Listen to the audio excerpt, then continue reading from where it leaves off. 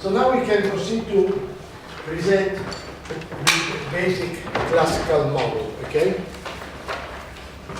Which the way which I do it in my lecture notes. So,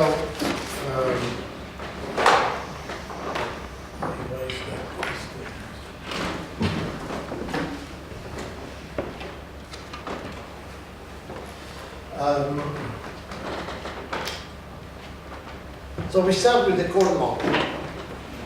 The core model. So this means one output only. The whole economy is defined in terms of one output only.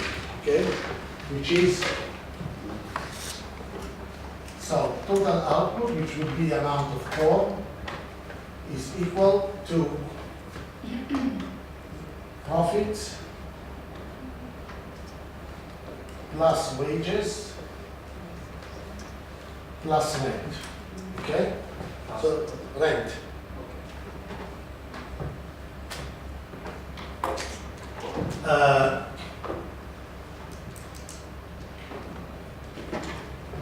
For simplicity and also because I want to focus really, the whole story about classical economics is really relevant because it gets you to Marx.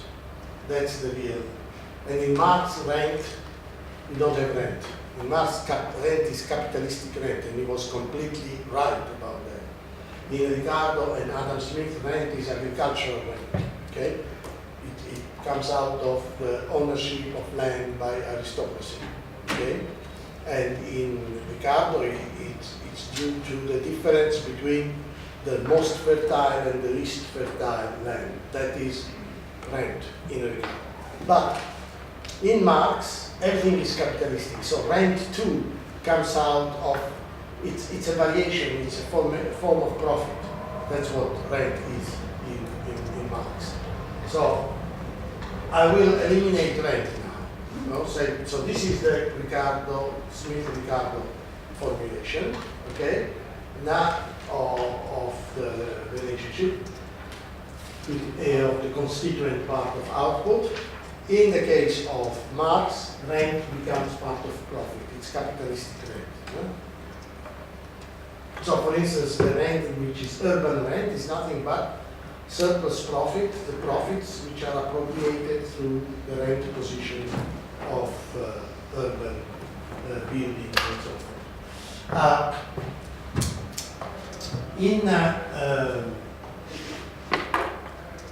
So if you do that, you would have just output equal profits plus wages. These profits are gross profit, okay, including depreciation. Bigger capital. Bigger. Now I can transform this into, by using coefficient of production, I can transform this into more functional terms. So, in a core economy, output will be the result of two elements, okay? Of two elements.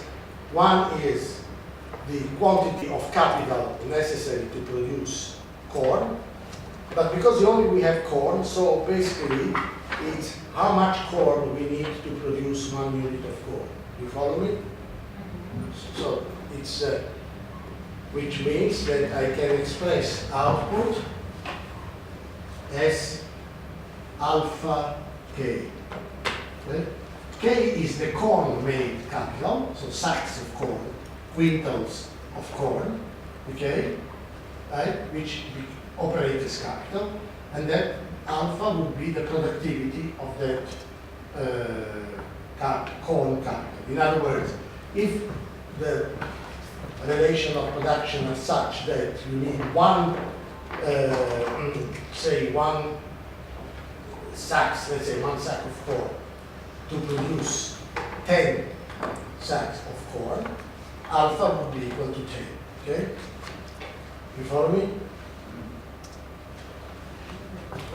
Similarly, sorry, can you repeat this last part, please? yeah, alpha is the coefficient of production relating capital to output. In other words, how much output is produced by 1 unit of capital. No? So if I have, say, corn capital is 1 sack, 1 quintal, 1 ton of corn as seeds, and if I know that, given the fertility of land and so forth, to get 10 tons of corn or wheat, I need 1 ton. Okay? So this alpha would be equal to 10. Huh?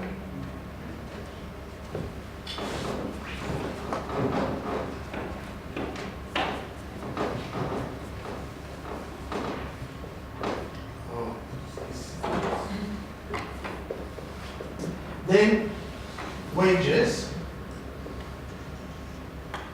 is equal to the total wage bill in the economy. The total wage bill is the wage per worker times the number of workers, okay? Wage per worker times the number of workers, L being labor, okay? And then, finally, you still see if I write here? You still see if I write here? Yeah. Yes. So this is the gross wage. Huh? Gross wage. Double. Total wage, yeah. That's the total wage. Yes. This is the single, the unit Yes. wage. Yeah. Gross. Then, labor also has a relation to capital. You know? So if you have to, how many people are needed to carry a sack of corn, to plant the corn, to carry the corn, to plant the corn. So if say one person is just one person needed to carry 1 sack of corn, or say you need for 1 ton of corn to be planted as capital, if you need 10 workers for 1 ton of corn. So labor employment is determined by N times K. These are the number of workers needed to operate a unit of corn capital. Do you follow? NK, right?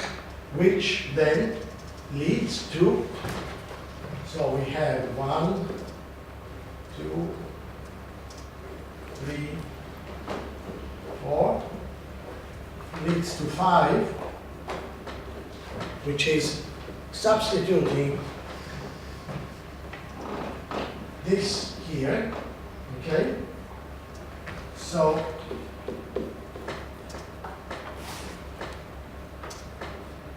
this, okay? That's a simple substitution. I put 4 into 5. This means that L becomes NK. I put W in front of it. You understand? 4 goes into 5. And now all this, all 2 and 5 can go here, right? So I will have alpha K, I will won't put the number yet, alpha K is equal to P profit plus W, which means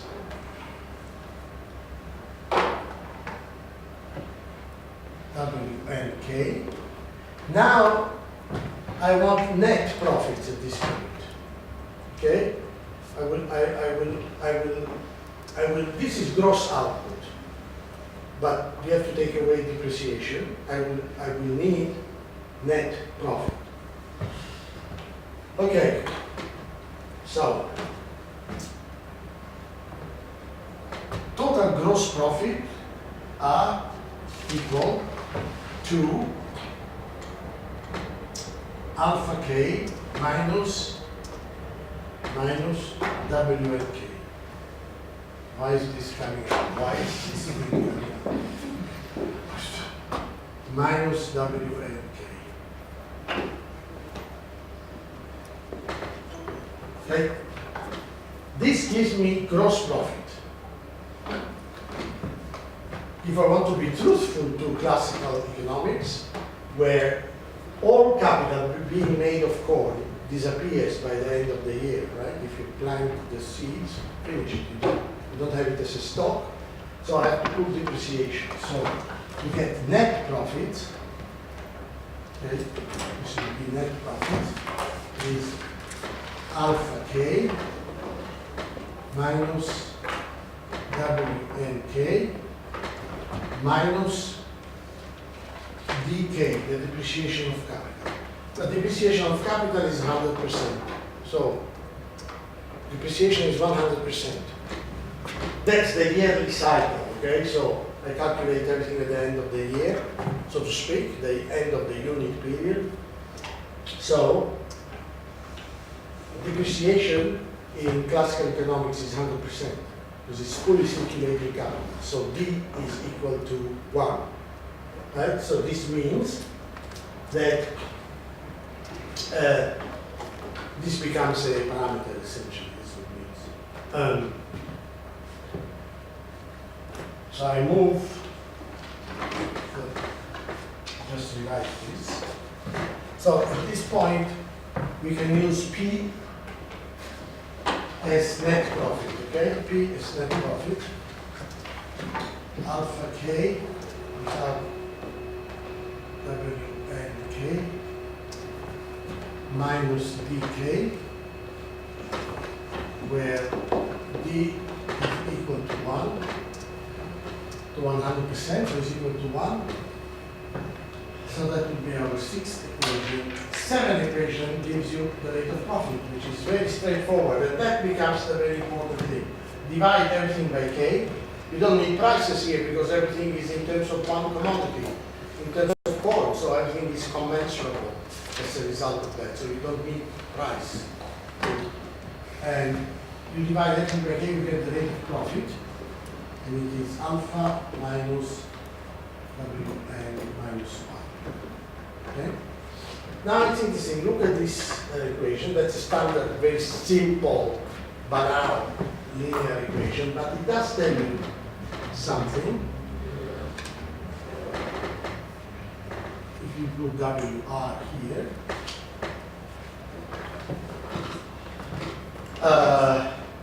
it tells you that the rate of profit is strictly, uniquely, inversely related to the wage rate. That alpha and n are define the technique of production, right? Because these are technical coefficients. Alpha is a technical coefficient, is how much capital you need for 1 unit of output, is how much output is produced by 1 unit of capital, sorry. And this is the labor needed to operate 1 unit of capital. Okay, so this, the value of alpha and n give you the slope, give you the inclination. Not the slope is determined, it's negative. The straight line is negative, because you can see here. This is a negative, it's minus, so the straight line is negative, right? In a linear equation, if this is a plus, the line goes up. If this is negative, the line goes down. Yeah? So,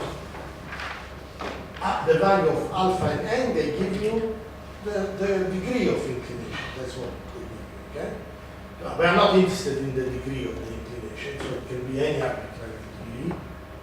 And we can draw this line here. This gives you that this is called the technical frontier. Because this is the average, well, it's for one sector, but it is, so to speak, the representative sector of the economy. This gives you the average technique of production in the economy. Okay? That's that. And you can see the property is that as the weight, any change in the wage rate leads to a change in the rate of profit. So as the wage rate comes down, that's a notional exercise. As the wage rate comes down, the rate of profit goes up. So there is a strict inverse relation between the wage rate and the rate of profit. This is the linchpin of classical economics from Adam Smith to Karl Marx. The rate of profit and wage rate move exactly in inverse proportions. Strict inverse relation between the wage rate and the rate of profit. This is called the frontier, the technological frontier, because you can see also another property. Assume that there is another frontier here. Okay? Should be a straight line, that's my example. If competition prevails, under conditions of competition, if you have this frontier, the green frontier, the blue line should disappear. Right? Because any point, you can see that at this wage rate here, let's say wage rate A, B, C. Right? We have three levels of the wage rate. At level A, if I have this line, it can be also a bit like that, doesn't matter. I mean, I just do it rather as a shift. I continue, I have both a higher, for the same wage rate, I have a higher rate of profit. You follow? You can see that for wage rate A, the rate of profit hitting the blue line here, the rate of profit would be here, okay, for the blue technique. For the green technique, the rate of profit would be here. Same wage rate, higher rate of profit. Then this means that if competition prevails, this technique should die, should be discarded, cannot survive. It becomes inferior. It's called inferior technique. Okay. Because the classics had this view that competition compels the firms to always adopt the most advanced technique, and there are no barriers to entry and exit. In its normal state, the economy should be, if a green technique is invented, the green technique will dominate in the end the whole economy, okay, because of competition. Yeah. Alpha was determining the inclination, or how far it is out? No, I just arbitrarily drew parallel. You can, it could be skewed. But which factor was now determining how far it is out? Like the productivity factor was alpha, no? Well, the productivity factor, therefore what you have to do is to formulate dynamic properties for alpha and n. Okay, this is determined by the evolution. So this is in one position here, and then over time you take the evolution of alpha and n, and so this will give you the new technique. So you must have a theory concerning, I'm not addressing this, concerning the evolution of alpha and n. You understand? Adam Smith would say, okay, if you have increased the division of labor and blah, blah, then alpha will become more bigger and n will become smaller, no? Because more labor savings, more mechanized techniques, and that will give you a new shape. You understand? Good. But the issue of techniques in classical economics is put in terms of superior and inferior techniques. That's it. That is it. Not in neoclassical economics. I'll just give you a little inkling about neoclassical. I don't want to put too much about neoclassical economics. In neoclassical economics, I have a different story, which you can actually graft onto this. And in neoclassical economics is this. So you have, so this is classical, okay? You can write the same diagram in neoclassical economics, which in fact the guy called Paul Samuelson did. Paul Samuelson, he was guru, super guru of neoclassical economics at MIT. I think it was the first Nobel Prize winner in economics. Paul Anthony Samuelson, he died at the age of 2 million, 3 years ago, I think. 3 years ago. knows 2 million years more.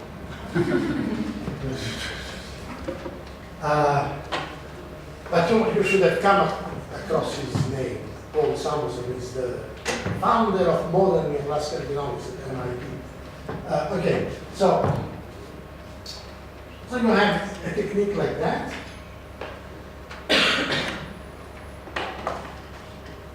Then you can have a green technique. Green technique should be straight line, okay? And then we can continue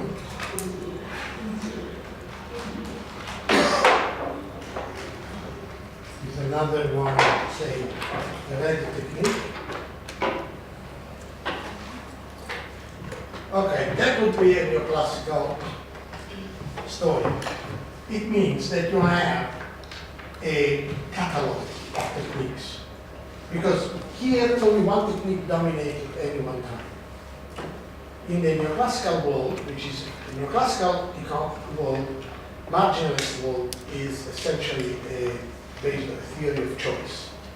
Like you choose between apples and pears, you will choose also between different techniques of production. Okay? Now, is you have a catalog, and this catalog will give you, okay, there is a blue technique, there is a green technique, there is a red technique. Okay? And this means that as the wage rate changes, look what happens. As the wage rate changes, so you start here, between this point and this point, it is only the blue technique that operates. Okay? Sorry, not this point. Because it's wrong.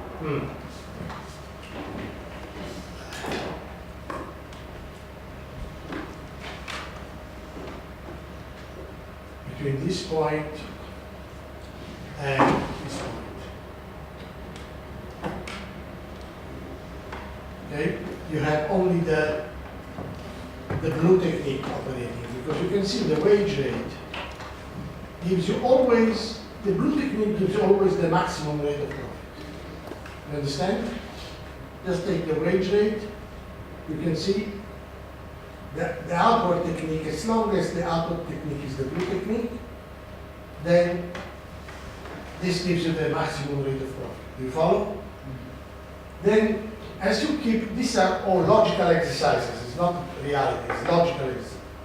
As you come down, you come down, you come down, the wage rate falls. As you can do it in reverse, you can do it by increasing the wage rate. You can start from here and going up, it's the same thing. As the wage rate falls, okay, you will come to a point where you are here. At this point, any movement of the wage rate below, it is the green technique that becomes the outward technique. Don't you see? It's the green technique here. It's the outward technique. You follow? Then you keep going down, and the same story gets repeated for the red technique. So as the wage rate falls is the red technique. From this point onward, the red technique dominates. This means that these points are called switch points. That is that as the economy in this notional exercise hits this point or this other point, say A and B, as the economy, by moving along the production frontier, you actually hit first point A and then point B, you discard the technique which gives you the lower rate of profit, and you move to the more profitable, it's called the more profit maximizing, cost minimizing technique. Okay? So you have a substitution. There is no reason to have three techniques. You can have a blueprint, a catalog of many, let's say infinite techniques, because then you can draw a curve. I can draw this curve here. I can draw a curve like this, right?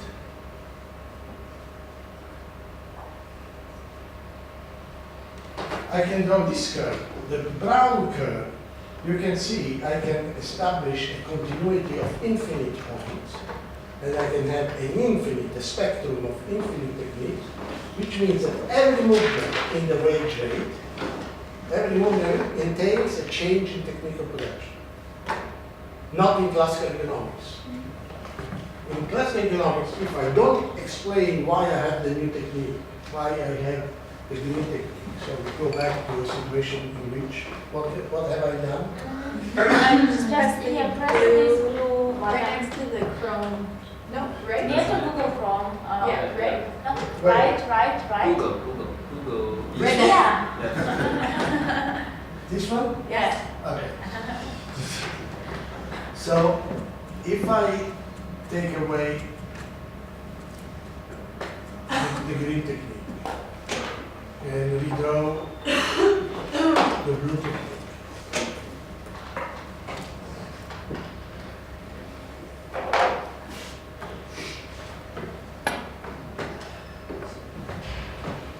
there is no substitution. The technique remains the same. Only the rate of profit and the wage rate changes. Okay? So it means the technology, Stays the same. stays the same, and every people can come. Forget about, yeah, it Yes. means that the distribution of income between wages and profit Yes. changes.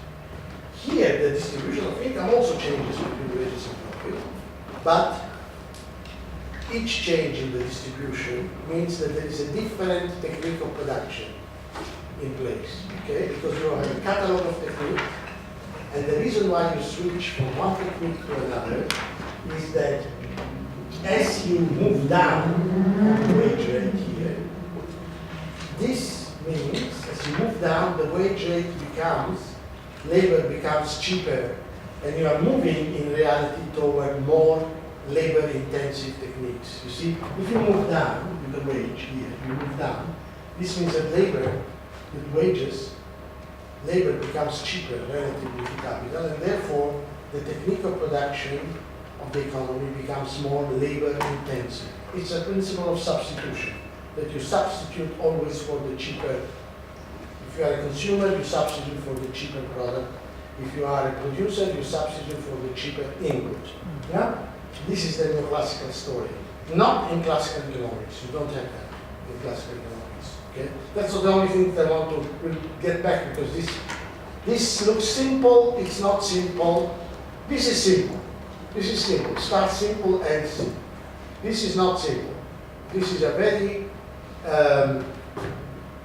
convoluted story here, which is wrong, by the way. Yeah? Which is wrong. This is wrong. The graphs are correct, but the underlying theoretical structure is wrong. Okay? And we'll come to that. There's been a big debate which no one remembers anymore, but it's absolutely crucial debate. It's absolutely crucial. Big debate that happened between. French Canal. Huh? French Canal and also. Sorry? French Canal.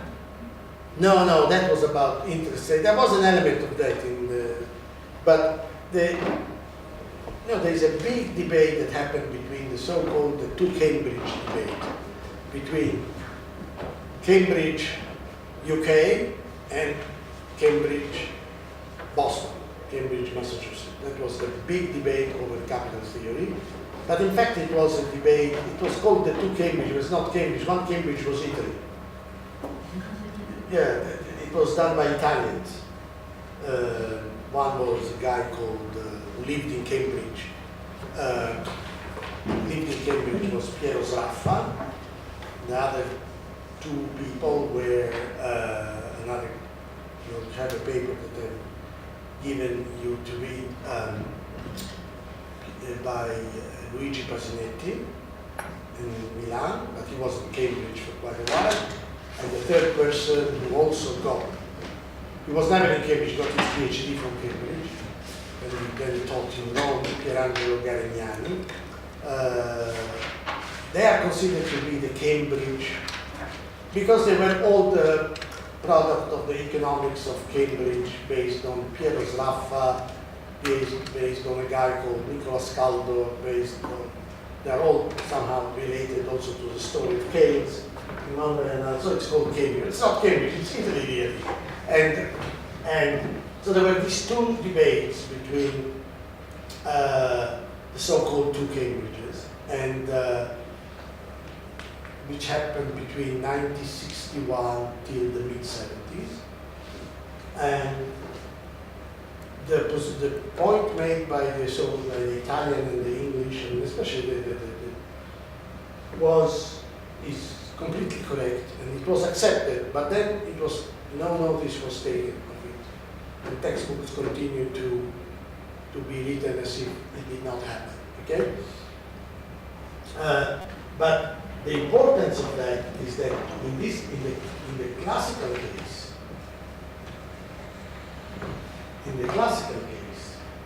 distribution does not depend upon prices. This is the important thing. The distribution of output between wages, profits, and rent is not connected to prices. It's independent from value. So value prices is simple. Okay? When they say value, they mean prices. You follow me? The classics they called value. They called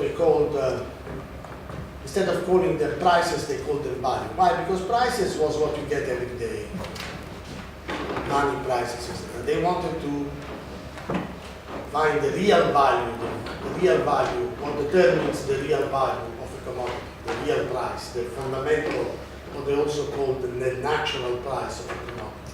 But the real value and price is the same. Yeah. It's the same. So, in classical economics, value and distribution are separate. Okay?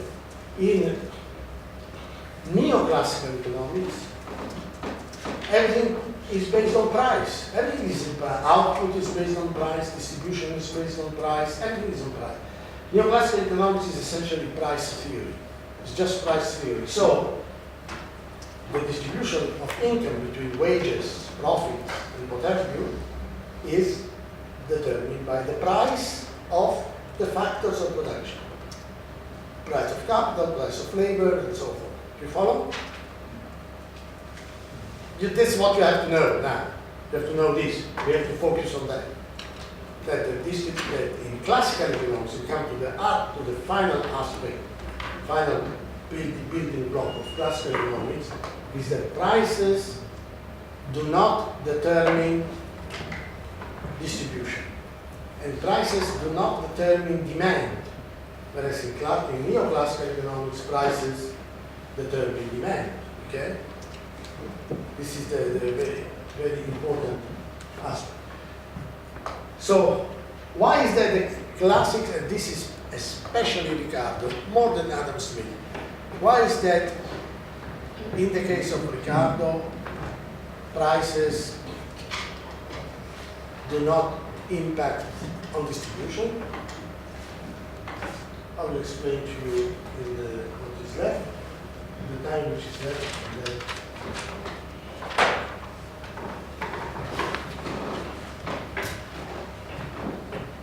Ricardo concern was distribution. He was concerned about distribution. Why was he concerned about distribution? Because he considered that rent would eventually suffocate the economy. He considered that eventually rent would absorb, would prevent profits from being used. Because for Ricardo, profits mean investment, okay? All profits are automatically invested in the classical case. Therefore, if profits are sucked away siphoned off by rent, finished, no more accumulation, right? So he wanted to focus exactly on that. The explanation that existed at the time was that rents and profits were due, especially rents, were due to the high price of corn. The high price of corn was contingent. Yeah? was contingent. In classics, there is always a difference between contingency and long term. The contingent high price of corn was due to what? Was due to the Napoleonic Wars. So Ricardo wrote during the Napoleonic Wars, in particular, his first essay appeared in 1815, just when the whole thing ended with Waterloo. Okay? And he was, remember, he was a member of parliament. He was a member of the parliament. So, and then the parliament has always this debate about the corn laws, whether should corn laws in Britain meant the protection of corn relatively to imports of corn from the United States. So to limit importation of corn from the United States, or whether to allow more importation. There was persistent debate about this sort of stuff. And people argued at the time, okay, the high price of corn is due because of the Napoleonic blockade around Britain. Yeah? And that's, which was what contingently it was true, it was not wrong. But Ricardo said, no, there is deeper stuff here. It's not just because of that. There's a long run issue here. The long run issue is the negative role of rents. Okay? Okay? And so what I want to do, I want to separate the movement of prices from the fundamental factors that determine value and distribution. From the day-to-day movement of prices, which are contingent, from the fundamental forces, factors that determine value, prices, and distribution. So what I want to find, therefore, what are the gravity, the gravitational point, like Newton, the gravitational point of the determinants of value and distribution. That's Ricardo. So he comes out in 1815 with an essay, which is called, it's in my notes, an essay on the profit of stocks, of corn, essay on the rate of profit on corn. That's his first. And in that, there he shows very nicely, he shows that first, that the rate of profit and the wage rate are inversely related. Okay?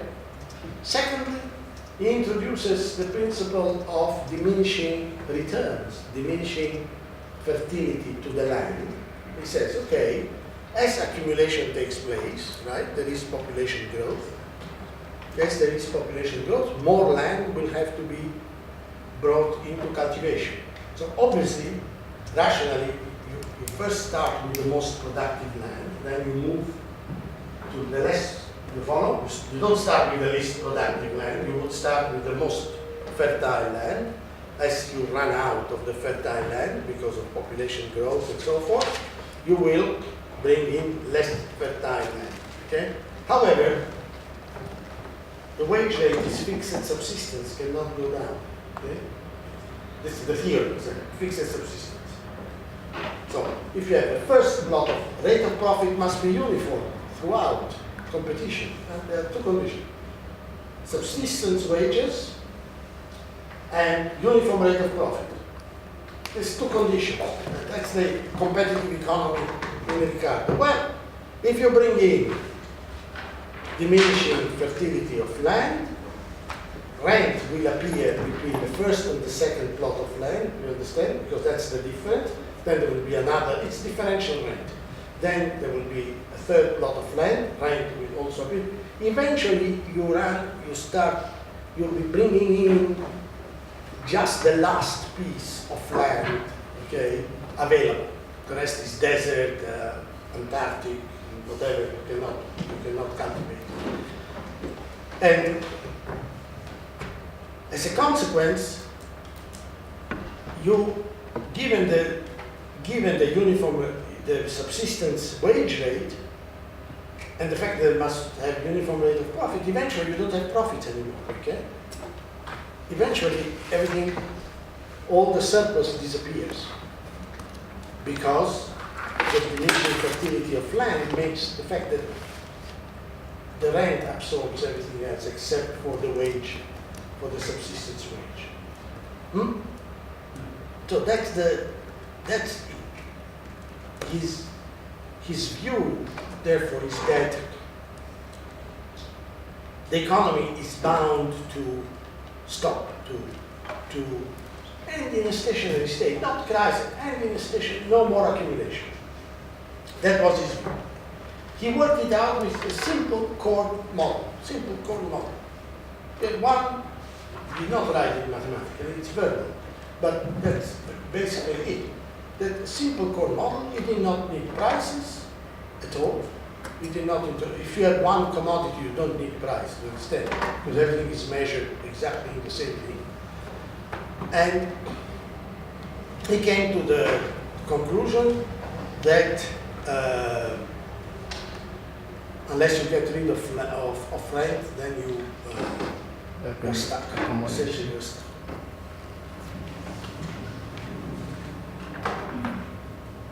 Malthus was at Jesus College, Cambridge, and he was mathematically pretty well prepared.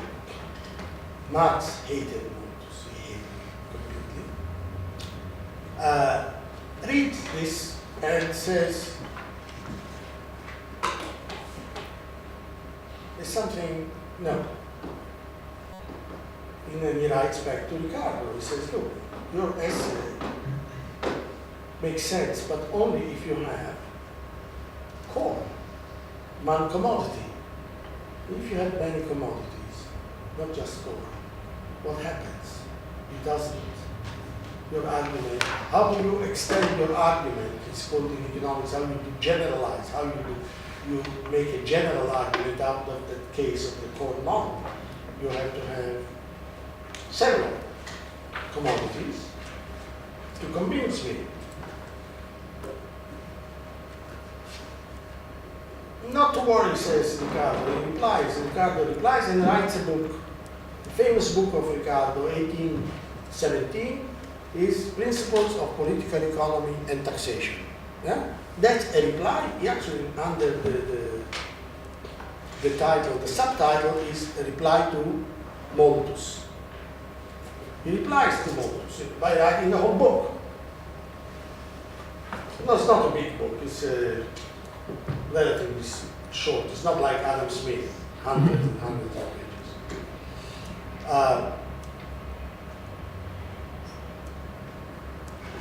He says, listen, I don't have a problem because it is true. Outside the corn model, I have to introduce prices. That's the only way in which I can.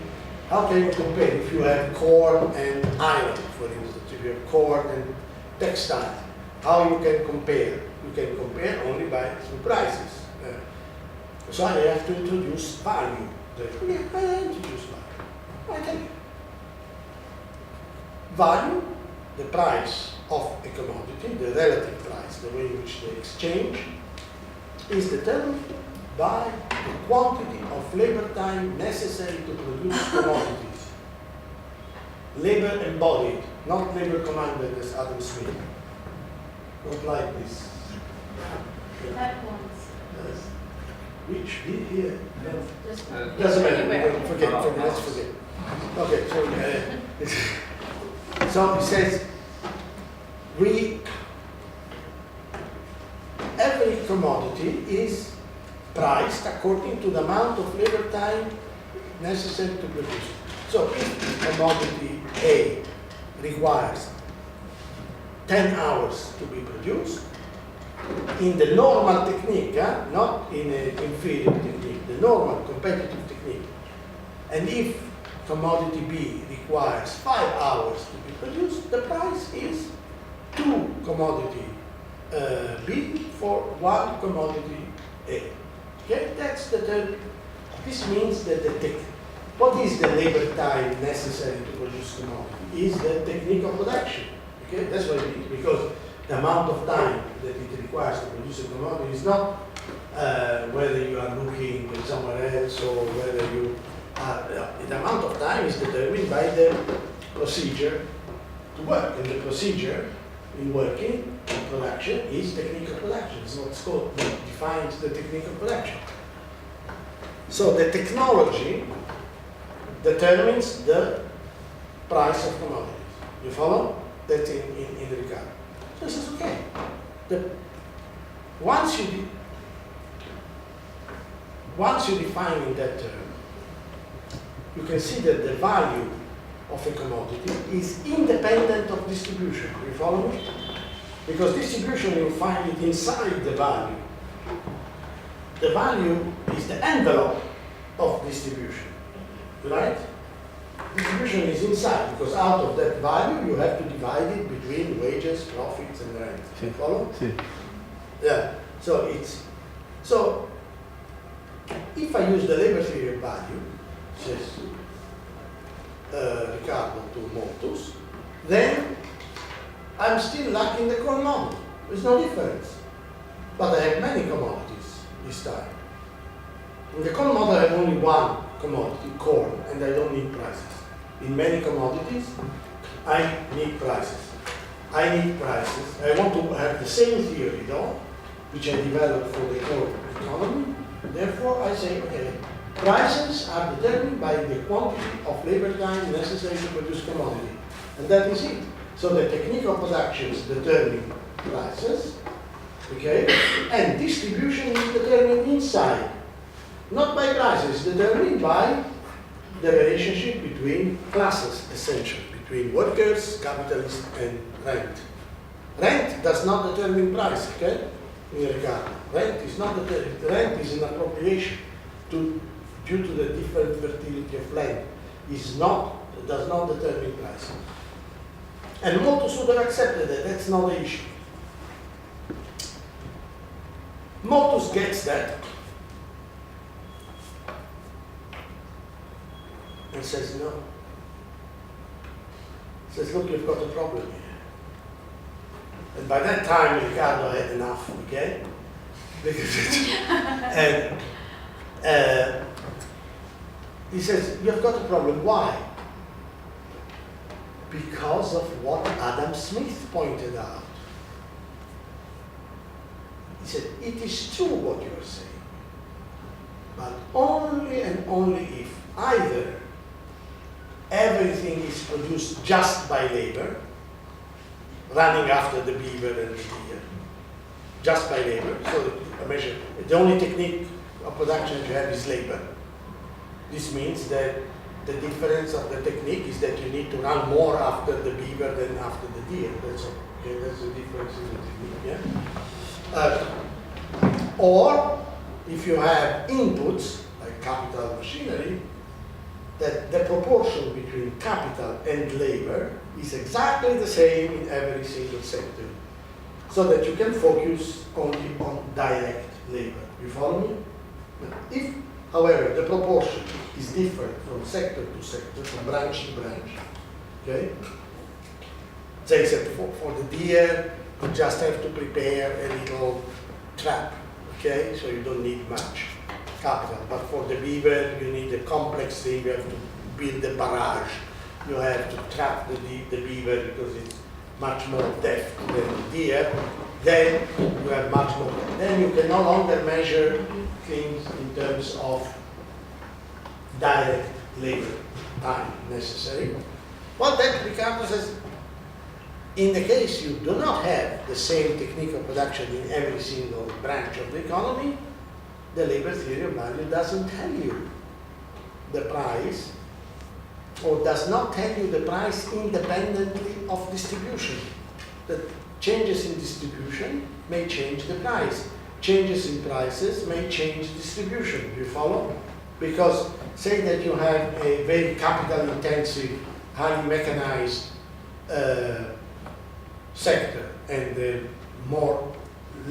less mechanized two sectors, one very mechanized, another less mechanized. You should expect that in the highly mechanized sector, the price of capital charges, okay, would show up in the final price proportionately more than in the less mechanized sector. You agree with me, right? And this means that if there is a change in either distribution of prices, it will reflect. They are connected, distribution and prices. Okay, this is where the neoclassical came in. Yes. And that's, yeah? So you need separation between prices, between value and distribution does not work. That's what Malthus replied. And Ricardo, he really said, okay, listen, you may be right, but I think that my theory works 93% of the time. That's what he said. And in fact, there is in the Chicago Journal of Political Economy in the mid-50s, a very important article by a guy called George Stigler, which is called the 93% labor theory of value of Ricardo. Okay, it was published. Ricardo said, okay, listen, yeah, you are, in terms of the pure theory, you are correct, but look, I think my story works better, works in most of the time, okay? Then Marx comes. Huh? Marx is hyper theory, Marx, okay? Everything has to come down from completely abstract theory. And Marx reads this reply of Ricardo to Malthus. He already hated Malthus because Malthus was in favor of servants. He said that to have servants is a good thing because servants. But he wasn't stupid at all. He said, how can we get rid of all the output if we don't have servants who consume? Okay, so he was in favor of servants, etc. So Ricardo hated Malthus completely, considering the expression of, on top of it, Malthus was a priest. So they hated him, total hate. And I mean, he was already with Ricardo. He always allied himself with Ricardo, always supported Ricardo. Marx always very faithful to Ricardo all the time. And even when he criticized Ricardo, for oh, you're so good, how come that you didn't see the problem? You know, how come you're so good?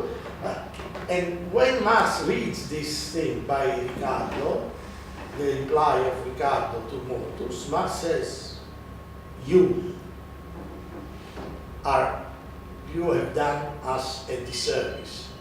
You should not have replied like that. I mean, he was dead, Ricardo already, but he communicated.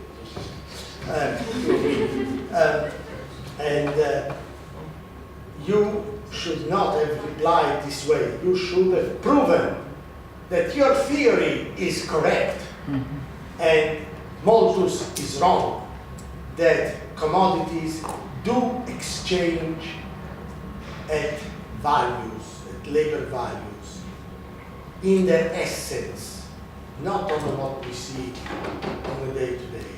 That if they appear, you know, in Marx there's always this Hegelian dialectic approach. So that if it appears that they don't exchange at values, it's because there is a capitalist trick underneath, okay? And he explains what the capitalist trick is, yeah? Very intelligently, by the way. And so he says, I am going now to give the right answer. I am going, and he wrote the whole volume 3 of Capital about this, okay? This volume 3 of Capital is about this issue. Most of it, not all of it, most of it is about this issue. And this issue is still a big theological, it has become a theological issue. It is because the true Marxist academic especially, the true Marxist academic believes in the labor theory of value and therefore spends all his, mostly his, women don't care about this. But there are Marxist women and all, but they don't care about this. They don't about class, gender, this or that. But in the case of Marxist boys, Marxist academics, they spend most of the time, okay, of their life. They don't know anything, they don't know geography, they don't know politics, they don't know anything. they become Marxist and they become blind. Yeah? Blind. Because they spend most of the time trying to justify Marx. Because Marx attempted to solve the problem that Malthus showed to Ricardo, but he didn't really succeed. Okay? So, kind of, but not really. And therefore the problem is still there, so to speak. I don't care about this problem, but it is still there. And this issue, however, is not secondary, because that is what, in the Ricardian economics, until the rise of marginalism, Ricardian economics was the dominant economics. Sorry, it's not that people talk much about economics in those days. It's not like today, everybody talks about economics. You know? Everybody's it's like a pandemic. Everybody talks about, but in those days, there were discussions of economics, and the theoretical reference where Ricardo, all the time was Ricardo. So Ricardian economics, especially in Britain, where economics was really used in politics and so forth, Ricardian economics was the dominant form of economics. Everything was treated in Ricardian terms. But this issue, when out of Ricardo came Marx, came Marx. And out of Ricardo himself came the so-called, in England and in Europe, to a very large extent, socialism in France was Ricardian. That is to say, Ricardian socialist. The Ricardian socialist said something that Marx rejected totally. They said that since value is produced by labor time is what determines the value of the commodity, the wage should be equal to the value of the commodity. You follow? That's the Ricardian socialist. And Marx rejected, because there was a very famous leader of the German Social Democratic Party that produced a program called Gotha program, and Ferdinand Lassalle was the leader of the Germans. And Marx, and he said exactly that. He expressed a Ricardian socialist position, saying because wages, labor determines value, right? Therefore, wages should be equal to the value of what they produce, right? And Marx wrote a pamphlet called The Critique of the Gotha Program, and in which he attacked that view. He attacks it, look, in a socialist economy, you will not have, because Lassalle put it in the framework of a socialist economy. In a socialist economy, you will not have wages equal to the value of what labor produces, because you must have investment, because you must have insurance, national insurance, you cannot give everything back to wages. It's impossible. Marx criticized as petty bourgeois the view of Ferdinand Lassalle. Okay? But out of Ricardo came actually the Ricardian socialist. And Marx, these two combinations, along with the fact that there was this big problem in Ricardo, that his theory was not really watertight, okay? Then came the marginalists. That's how the marginalists came. In particular, the Austrian margins, they were the first, because the Bomberg, they were the first because their objective was precisely to criticize the theory of profit of Ricardo and especially of Marx. Yeah? But profits are the result of surplus value. We'll come to that in a second. So this issue is quite important because this problem in Ricardo, the unsolved problem in Ricardo, is what opens the way to the marginalist as an alternative approach, as an individualistic approach, not as a class-based approach, like Marx tried to do by using Ricardo and Adam Smith and so forth. Okay, well that's basically the end of the story. And so what I will do tomorrow, I will do Marx. Okay, so we get rid of Marx and we move to the marginalist. Yeah. Right. Sorry, could you just repeat what we should have read by tomorrow? Well, tomorrow, I have to ask something, I have to, because I'll send you a message, I have to verify with Antonio. I put on Moodle a paper by Luigi Pasnetti, but this paper shows when I open the file in Moodle. It doesn't show in your case, so I want to understand why there was this technical hitch, because I always forget how to operate Moodle. And that's the only paper we should have read for the first For the time being, yes, I take it easy. All right.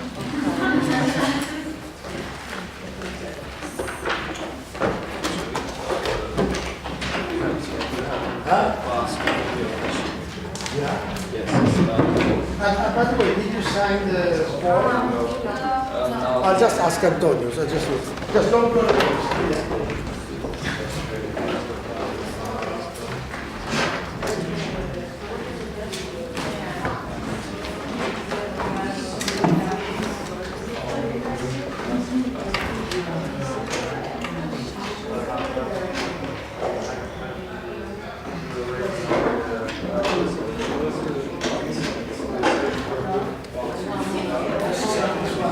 There's a box.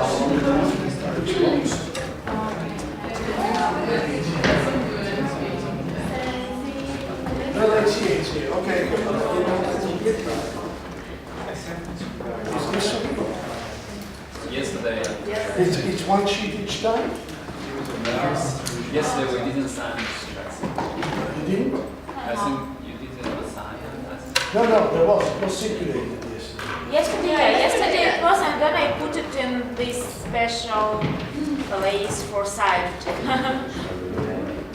No, it has been taken. No, I think it went back to Antonio. What is that? Huh? You just signed.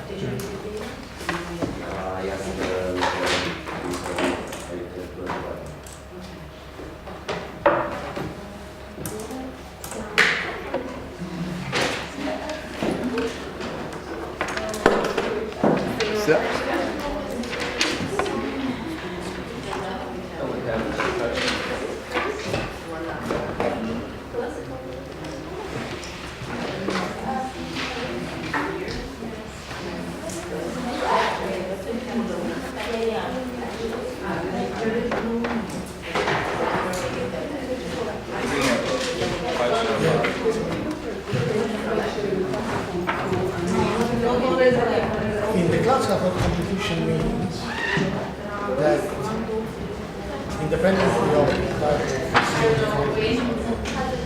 it's free mobility of capital. So when you have a profit rate branch, you should expect capital to move without equity. In the classical it's trying to diminish in return.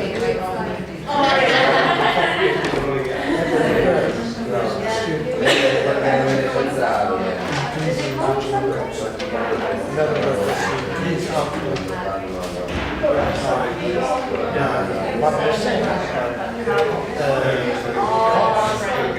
will increase by more than 1%. So you have diminishing returns.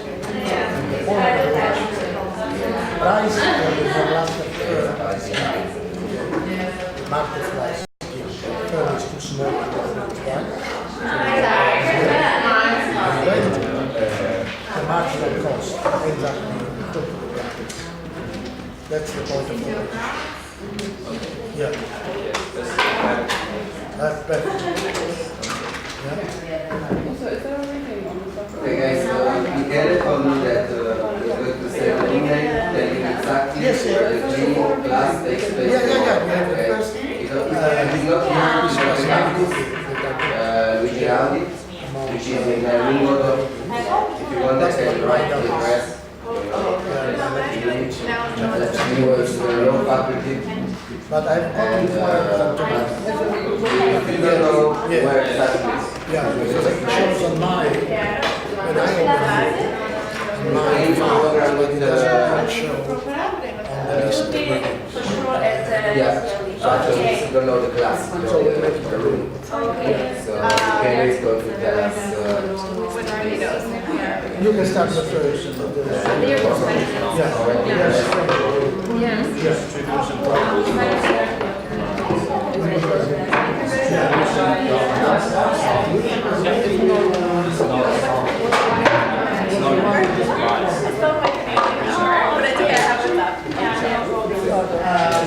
When we finish, And this is the relationship the last person that has and the also the rentiers and also the relationship defined. Didn't follow.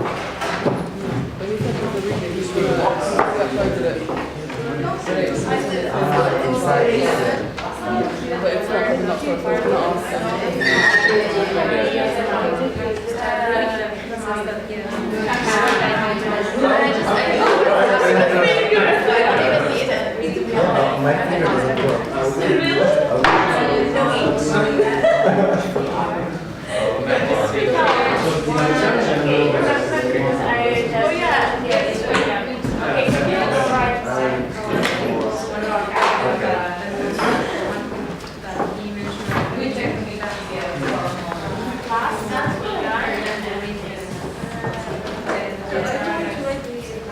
Yeah, you can say They have like summaries of the lectures. Yes. Basically, no? So, because at some point we lost one today, and Only at one point, one class. I think for Yeah.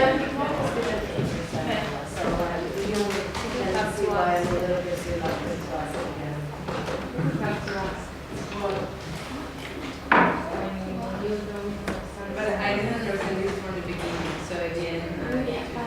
No, because Can you explain from the beginning how an accumulative effect? So we meaning then like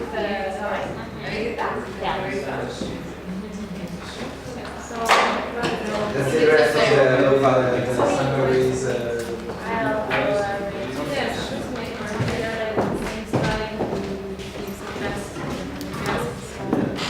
For tomorrow, you have to know. We have to class there. But you make exactly what. Anyway, everybody see yeah, no. It makes sense. So I don't know to understand now because I don't know next time. Hey, no, not mine. Why? Huh? Huh? I'm not? Smiling. Yes.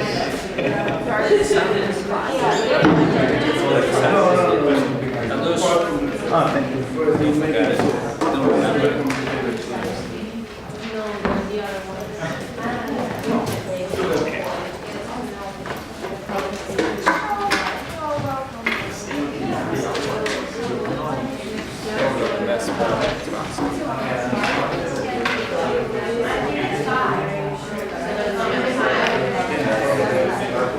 Esatto, non è più la classe.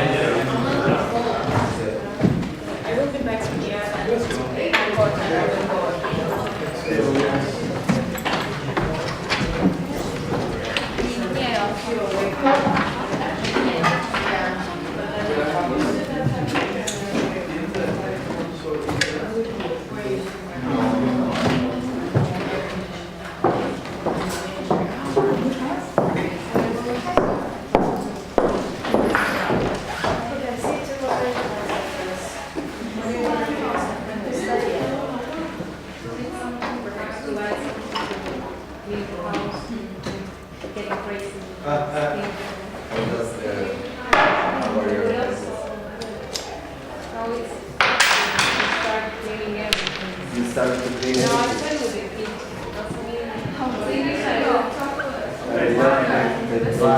Bye-bye. There are always, there's always something. Yeah, to clean.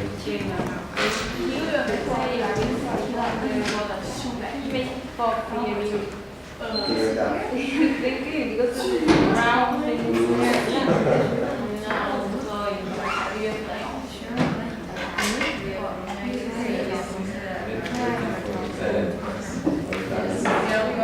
I'm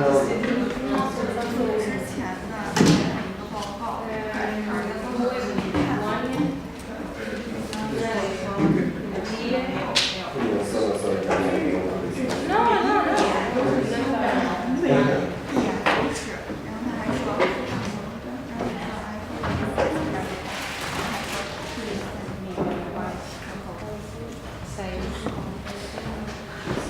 Adesso alcune se ne vanno, questi che sono in Lituania sono in Erasmus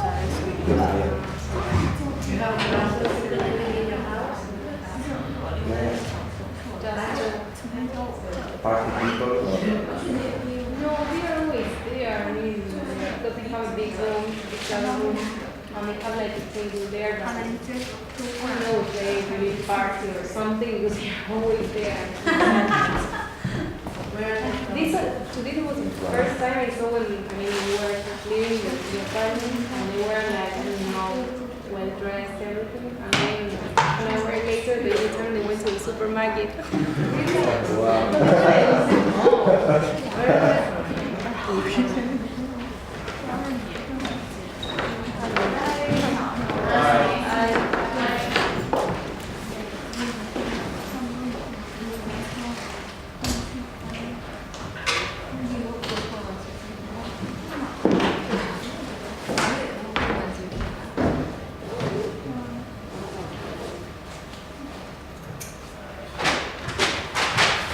I'm ready. Ciao guys. Ciao.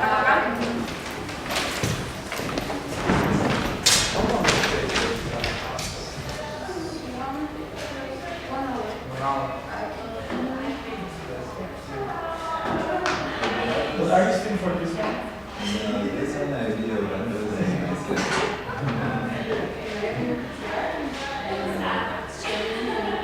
no, we have to, but she might not like because it's that.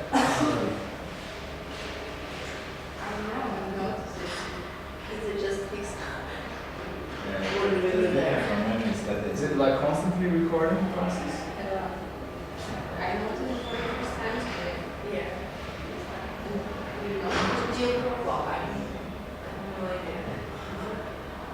That's strange. Yeah. Surveillance. No, you may ask it, hey, what are you doing? I'm gonna ask the camera. Yeah, what's this camera about? What's about? Yeah. It's yours? No, it's not mine. Can you go ahead and ask what's going on?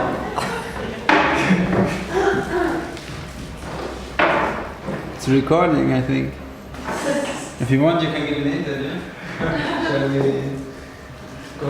Maybe you can explain the class of the day, like what people. I can ask you what is understand. even the core theory of price and profit. But I don't know if it's supposed to be still recording. Probably not. Yeah, the red light is on. To the conference? Yeah, but I don't know. I'll try to get